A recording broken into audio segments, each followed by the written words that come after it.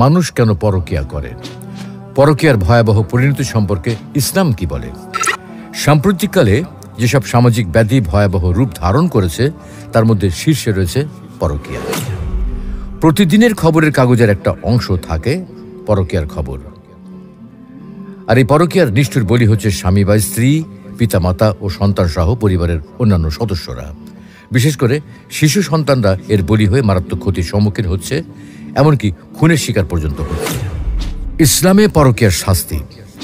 ইসলামে যেসব অপরাধের দণ্ড উল্লিখিত রয়েছে তার মধ্যে পরকীয়ার মাধ্যমে সংঘটিত জিনা ব্যভিচারের শাস্তি সবচেয়ে কঠিন।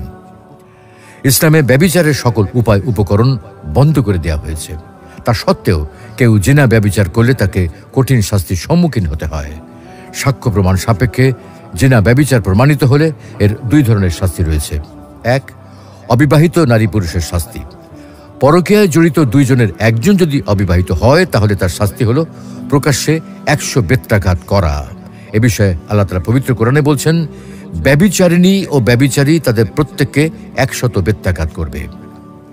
পবিত্র কোরআনে আরও উল্লেখ রয়েছে, আর যদি তোমরা আল্লাহ এবং পরকালের প্রতি বিশ্বাস করো তাহলে আল্লাহর বিধান কার্যকরীকরণে তাদের প্রতি দয়া যেন তোমাদেরকে প্রভাবিত না করে এবং মুমিনদের একটি দল যেন তাদের শাস্তি প্রত্যক্ষ করে।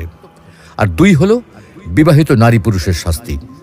পরকীয়ায় জড়িতরা যদি বিবাহিত হয় তাহলে তার শাস্তি হলো রজম করা।